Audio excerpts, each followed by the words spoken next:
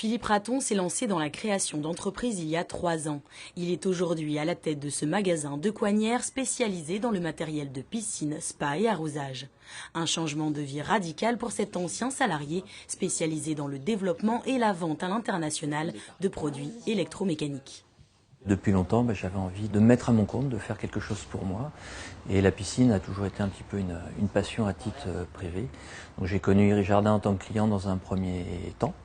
Et ça m'a amené effectivement à m'intéresser à la franchise. Parce que ça me paraissait être un bon moyen de démarrer une activité qui m'était totalement inconnue au démarrage. Et de pouvoir mettre toutes les chances de mon côté. Philippe ne souhaitait pas se lancer seul et partir de zéro. Avec le système de la franchise, il a pu profiter de l'accompagnement du franchiseur, des méthodes de travail, les bons contacts au niveau des fournisseurs ou encore des informations sur les produits.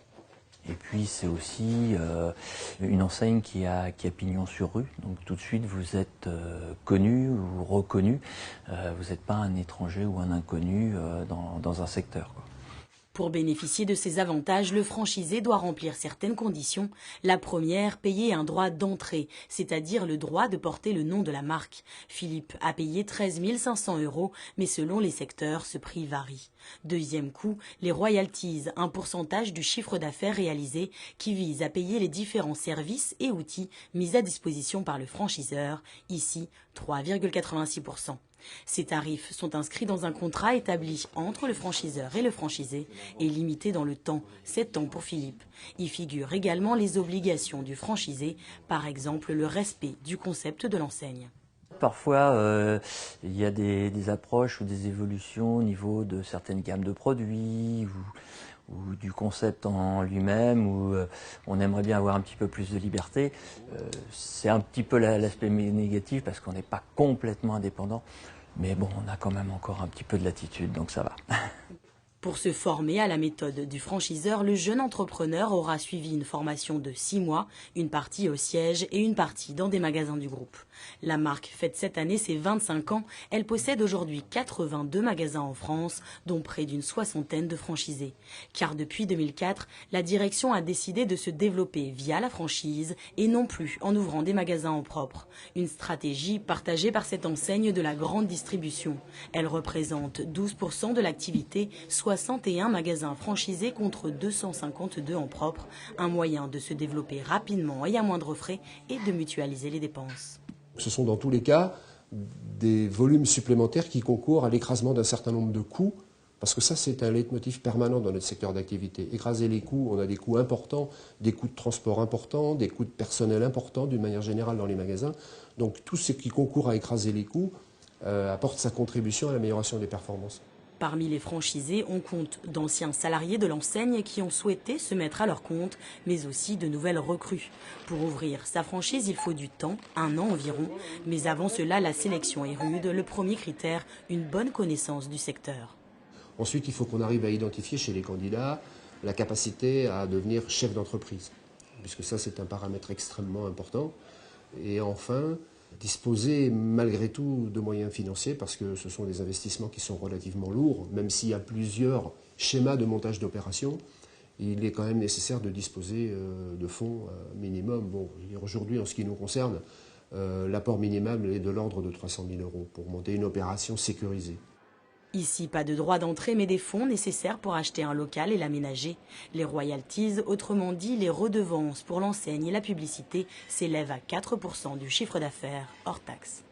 Que le franchisé soit indépendant et détienne un ou plusieurs de leurs magasins ne pose pas de problème, car en règle générale, un franchisé est plus performant.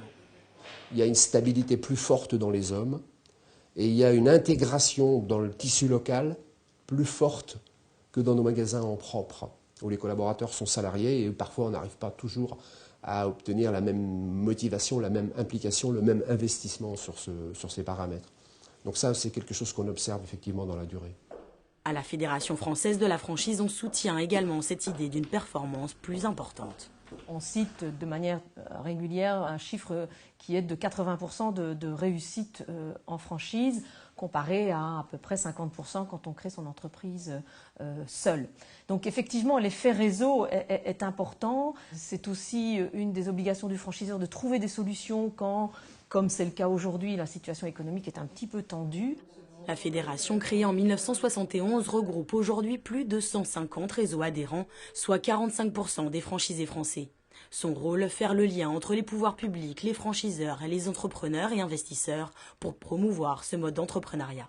La France a gardé son avance, on est à plus de 1700 réseaux de franchise, donc ça ce sont les chiffres à janvier 2014, plus de 65 000 franchisés. Et ça progresse de manière régulière depuis une vingtaine d'années maintenant. Voilà. Donc c'est un vrai secteur d'activité à part entière. La franchise n'est toutefois pas l'assurance d'une création d'entreprise réussie. Les échecs existent, c'est le cas par exemple pour l'ancien propriétaire du magasin de Philippe. On a repris un magasin qui végétait un petit peu, on a su le rebooster, développer la clientèle. C'est vrai qu'on a connu un petit palier l'année dernière suite aux conditions météorologiques qui n'ont pas été favorables dans le monde de la piscine. Mais cette année, ça repart bien. Et moi, je dirais que je suis sur un projet d'avoir un deuxième magasin, quoi. Il devrait ouvrir prochainement à Chartres. La franchise concerne tous les secteurs sauf l'artisanat et le luxe qui ne peuvent pas ou ne souhaitent pas déléguer leur activité.